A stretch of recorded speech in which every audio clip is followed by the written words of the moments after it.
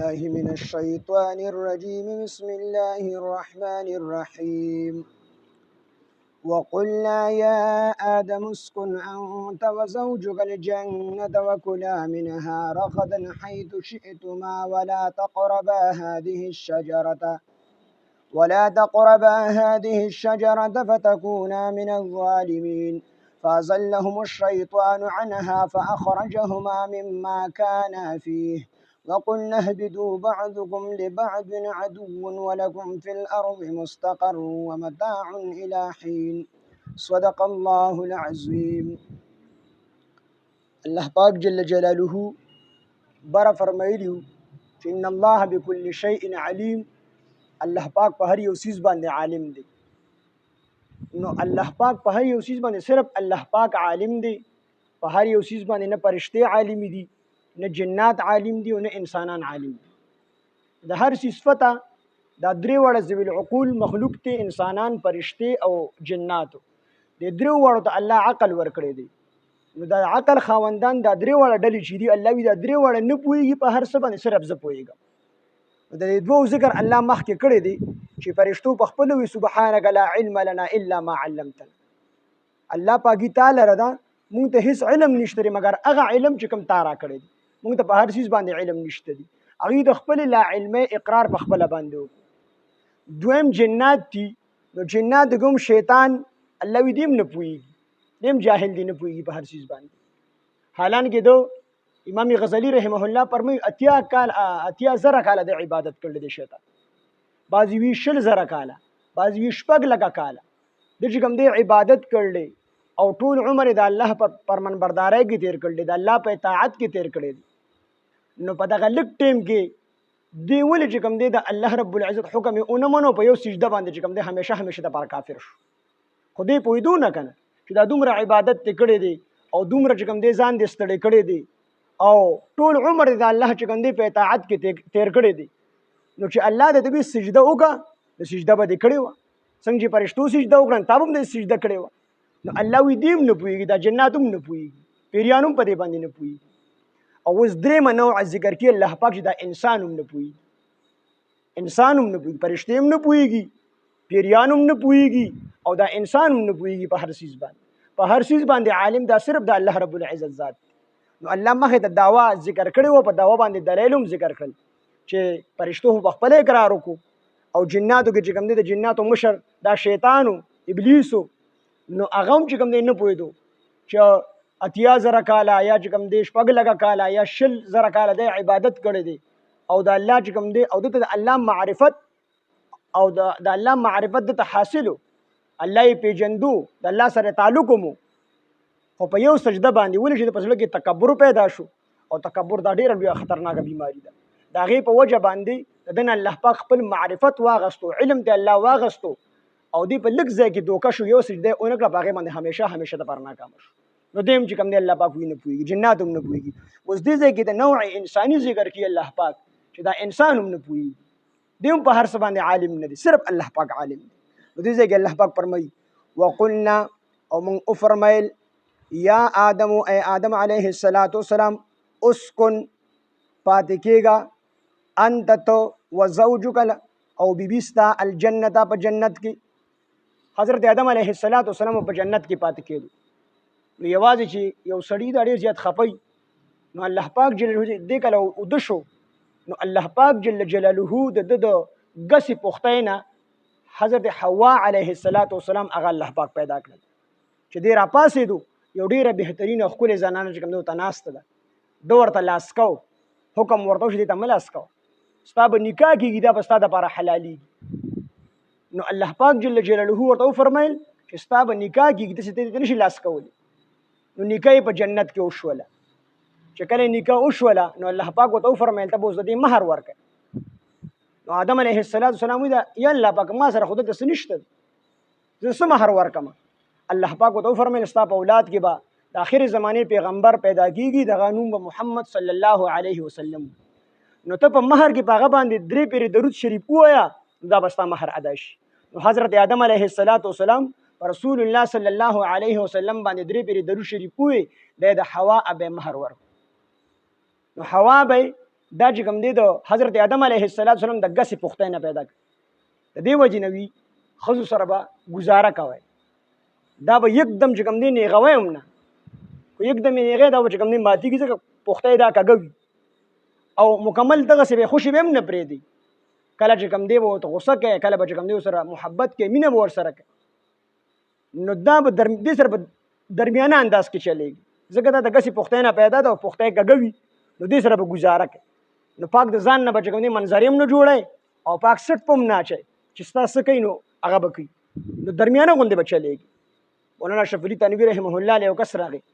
حضرت زه چې د بهر نه راشم او کور ته نو ما د خپله ښځه او د وړ دور یې دي چې څنګه راننوځم نو ما نه څوک تپوس هم نشي کولی چې ته چېرته تلې او ټول چې کوم دی په کمرو باندې ورمنډه کې وتښتي مولانا اشرف علي تنوي رحمه الله ته وفرمیل وي دا عادت خو د زناورو دی دا خو چې کله سپی لیونی شي او کور ته لړ شي نو ښځې واړه دي تښتي د انسان خو دا عادت نه دی پکار خو دا و چې ته د بهر نه راشي نو تا د خپلې بیبي له او خپلو بچیانو له دومره محبت او مینه ورکړي چې هغوی په منډه منډه راشي تا ته چې بابا چېرته تللی نو وي دا د زناورو عادت دی نو درمیانه غوندې به د ښځو سره چلېږي نو حضرت حوا علیه السلام الله پاک پیدا کړله نو دواړه چې کوم دی په جنت کې پاتې کېدل نو الله پاک جل جلاله ته وفرمیل چې دغې ونې ته به نه نږدې کېږي مخې ته خبر را روانه ده الله فرمایي وقلنا او مونږ وفرمیل یا آدم ای آدم علیه السلام اسکن پاتې کېږه انت تو وزوجک الجنت وزوجک او بیبي ستا الجنت په جنت کې یعنی پاتې کېږه تو او ستا بیبي دلته کې الله پاک داسې ونه وي چې اسکنا الجنت خو اسکنا الجنت یې ویلي هم خبره ټیک وه خو دلته دا دومره اوږده جمله ولې ذکر کړه انت یې پکې مخې ته راوړو وي دې کې دې خبرې ته اشاره ده چې اصل چې کوم دی خاوند دی چې خاوند کوم ځای کې وي نو ښځه به ورسره هلته کېږي ښځه د خاوند تابعه ده او دویمه ده چې د اوسانې دپاره ځای دا په خاوند باندې دی د ښځې نان نفقه دا په خاوند باندې ده په ښځه باندې نشته دی ګټه وټه دا به خاوند کې ښځې ته به راوړي د دې جامه د دې پیزار د دې د خوراک څیزونه د دې دپاره د استوګنې د اوسېدو دپاره کور دا په خاوند باندې دي د دې وجې نه الله پاک وفرمیل چې وقلنا او موږ وفرمیل یا آدم و آدم علیه السلام اسکن پاتې کېږه انت تو وزوجک او بیبي ستا الجنت په جنت کې وکلا او دواړه خورئ منها د دې جنت دلته الله پاک وکلا ووي داسې ونه وي چې انت وزوجک داسې ونه وي ځکه وکلا او خورئ منها د دې جنت نه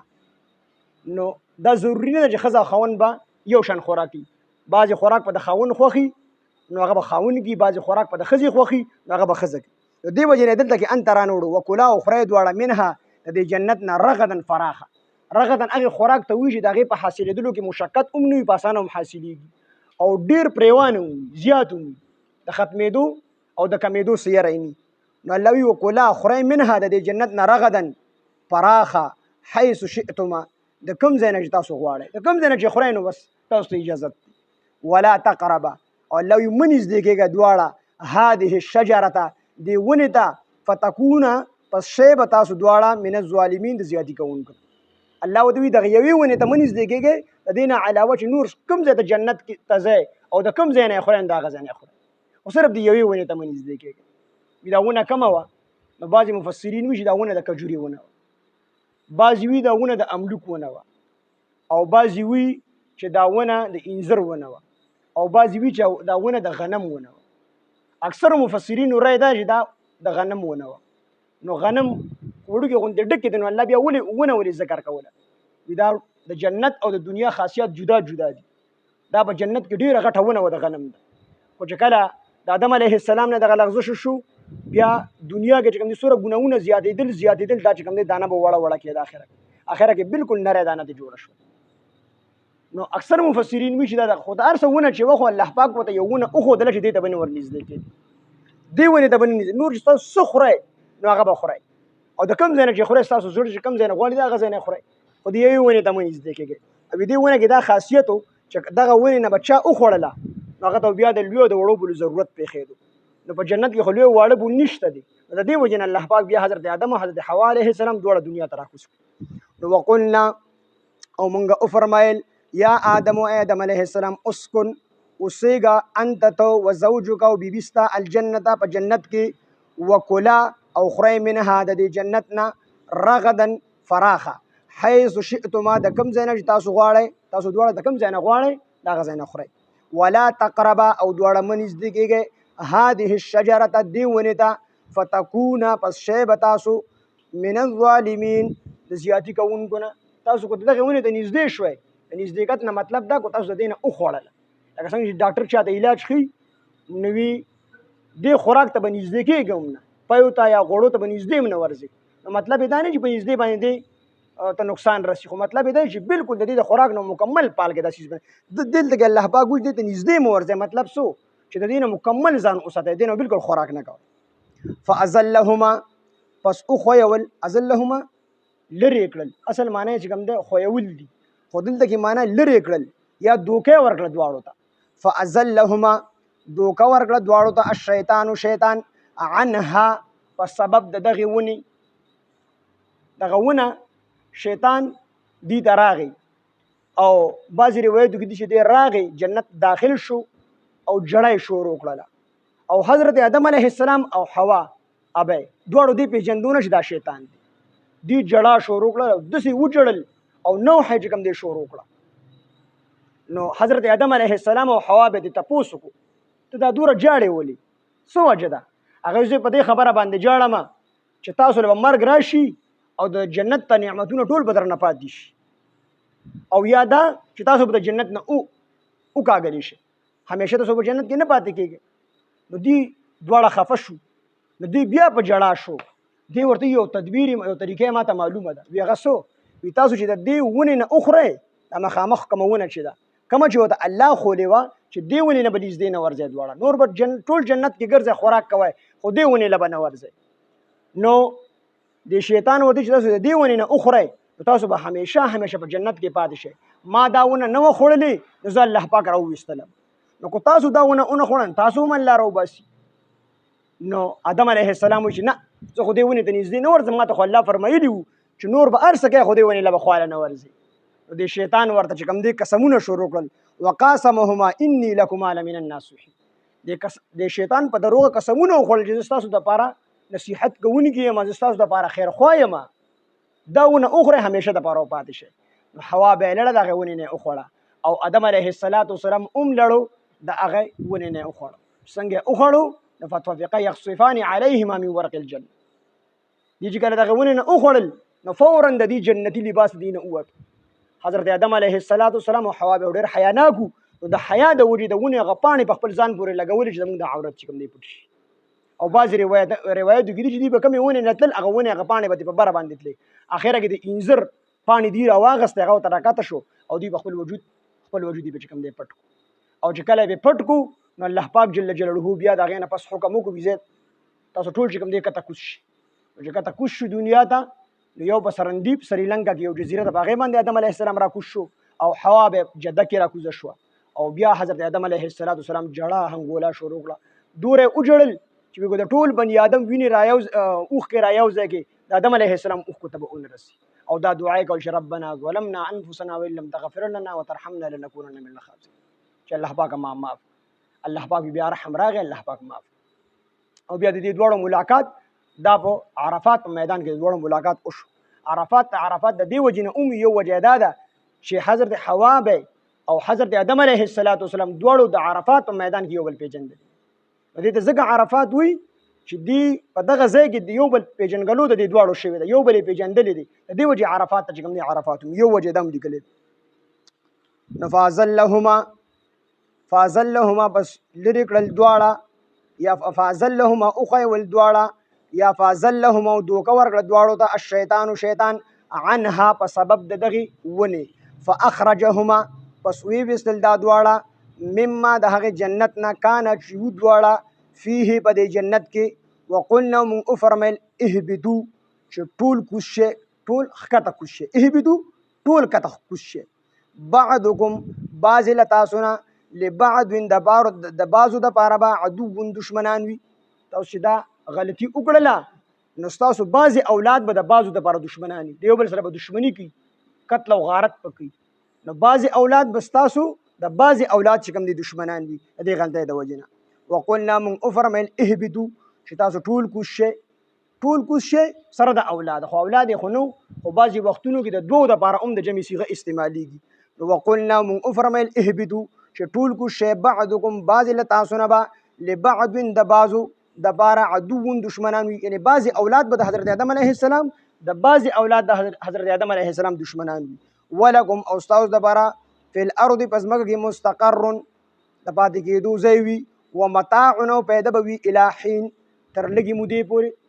تر لږې مودې پورې به د ځمکه کې پاتې کېږي. نو یا ته چې کوم دی مرګ مراد دی چې تر مرګه پورې، او یا تر قیامت مراد دی چې قیامته پورې به ستاسو په دغه دنیا کې پاتې کېدل. اوس دلته کې دا شیطان څنګه داخل شو دی جنت ته؟ نو بعضې مفسرینو دا هم لیکلي دي چې دا شیطان خو په جنت باندې بنو، نو دی د مار په خوله کې ور داخل شو. خو بعضې وي چې نه، د مار په خوله دې ته چې کوم دی وسوسه ور واچوله، په زړه کې ورته وسوسه ور واچوله. او بیا بعضې مفسرین دا خبره کوي چې وسوسه یې واچوله دلته کې چې دی وایي چې وقاسمهما انی لکما لمن الناصحین، چې ده چې کوم دی په دروغ باندې قسمونه وخوړل حضرت آدم علیه السلام. نو بعضې وایي چې دا آدم علیه السلام او حوا به دواړه چې کوم دی د جنت کنارې له رالل، بعضې وختونو کې به دوی د جنت کنارې له راتلل، نو شیطان بار ولاړو او دوی دننه ولاړو، دوی دا شیطان نه پېژندو. او بیا هم حضرت آدم علیه السلام ته خو د الله خبره یاده وه، خو ده ورته قسمونه وخوړل. نو حضرت آدم علیه السلام او حوا به خو په دروغه قسم چېرته نه ولیدلی، نو هغوی وایي چې د الله نوم څوک واخلي، نو د الله نوم تعظیم د هغوی په زړونو کې و. نو هغوی وایي چې یو سړی د الله نوم ووایي، دې خبرې خو بیا دروغ نشي کېدلی. نو د دې وجې نه حضرت حوا به هغه ونه وخوړه او بیا حضرت آدم علیه السلام هغه ونه وخوړه. نو دې ته ګناه نشي ویلی، دې ته لغزش ویلی شي، غلطي ویلی شي، ځکه آدم علیه السلام قصدن دا کار نه دی کړی، په غلطۍ دې دا کار شوی دی، دې ته ګناه نشي ویلی. وقلنا او مونږه وفرمیل یا آدم ای آدم علیه السلام اسکن پاتې کېږه انت تو و زوجک او بیبي ستا الجنته په جنت کې، وکلا او دواړه خورئ منها د دې جنت نه رغدن پراخه، حیث شئتما کوم ځای نه چې تاسو غواړئ، ولا تقربا او تاسو دواړه مه نږدې کېږئ هذه الشجره ته دې ونې ته، فتکونا پس شی به تاسو من الظالمین د زیادي کوونکو نه. فازلهما پس دوکه ورکړه دې دواړو ته، یعنې آدم علیه السلام حوا بی ته، فازلهما پس دوکه ورکړه دې دواړو ته الشیطان شیطان عنها په سبب د دغې ونې، فاخرجهما پس ویې دا دواړه مما د هغې جنت نه کانا چې و دا دواړه فیه په دې جنت کې. وقلنا مونږ وفرمیل اهبطو چې ټول لاندې کوز شئ، بعضکم بعضې له تاسو نه به لبعض د بعضې دپاره عدو دشمنان وي، ولکم او ستاسو دپاره فی الارض په ځمکه کې مستقر د استوګنې ځای وي، د پاتې کېدو ځای وي، ومتاع او ستاسو دپاره پیدا وي الی حین تر لږې مودې پورې. وقلنا مونږ وفرمیل یا آدم و آدم علیه السلام اسکن اوسېږه ته اوسېږه انت ته و زوجک او بیبي ستا الجنته په جنت کې، وکلا او خورئ دواړه منها د دې جنت نه رغدن فراخه، حیث د کوم ځای نه شئتما چې تاسو دواړه غواړئ، ولا تقربا او تاسو دواړه مه نږدې کېږئ هذه الشجره ته دې ونې ته، فتکونا پس شی به تاسو من الظالمین د زیاتي کوونکو نه. فازلهما پس دوکه ورکړه دې دواړو ته الشیطان شیطان عنها په سبب د دې ونې، یا فازلهما لرې کړل دا دواړه الشیطان شیطان عنها په سبب د دغې ونې، فاخرجهما پس ویې دا دواړه مما د هغې جنت نه کانه چې و دا دواړه فیه په دې جنت کې. وقلنا مونږ وفرمیل اهبطو چې ټول لاندې کوز شئ، بعضکم بعضې له تاسو نه به لبعض د بعضو دپاره عدو دشمنان وي، ولکم او ستاسو دپاره فی الارض په ځمکه کې مستقر د استوګنې ځای وي، ومتاع او ستاسو دپاره فایده وي الی حین تر لږې مودې پورې. الله دا عمل کول توفیق راکړي. الحمد لله رب العالمین والعاقبة للمتقین والصلاة والسلام على سيد الأنبياء والمرسلين وعلى آله وأصحابه أجمعين. ربنا تقبل منا إنك أنت السميع العليم وتب علينا إنك أنت التواب الرحيم. إله العالمین ته زموږ راضي شي، خدای زموږ لوی واړه ټول ګناهونه معاف کړي، خدای دې درس کې زموږ څومره غلطي کوتاهي شوي الله موږ ته معاف کړي، موږ ته صحیح د قرآن د ترجمې د تفسیر کولو توفیق او طاقت راکړي، الله موږ به خپل کلام باندې پوهه کړي، الله څومره ملګري چې راځي ټولو ته د قرآن پوهه د قرآن فهم نصیب کړي. إله العالمین ته زموږ د ټولو نه راضي شي، إله العالمین څومره ملګري دي څومره بیماران دي ټولو ته شفای کامله عاجله مستعمره ورکړي، څومره قرضداري قرضونه اخلاص کړي، څومره پریشانه حال دي پریشانۍ ختمه کړي، څومره ناحقه بندیوان دي د بند نه آزاد کړي. الله زموږ لوی واړه ټول دیندار او قرآن خانه کړي، الله زموږ زنانه دیندار او قرآن خانه کړي، الہ العالمین په زنانو د حیا د عزت صادرونه راواچ. خدای پاک موږ ټول مسلمانانو د دنیا آخرت کې د کامیابو خوشحالو عزتونو ژوند راکړي. الله دنیا آخرت کې د بې عزتۍ د بې پردګۍ د شرم د بې حیا د رسوایۍ د بې دینۍ د ژوند نه موږ ټول مسلمانان بچ وساتي. الله مال جان وخت د تاڼو تاثیرونو اسپیټالونو جیرونو مقدمو کیسونو نه بچ وساتي. خدای د خپل دین د غلبې لپاره استعمال کړي. الله خاتمه زموږ ټول بل خیر او بل ایمان کې په وخت ځن قدم د زړه په صدق سره پټي به زموږ دا کلمه چالو کې لا اله الا الله محمد رسول الله.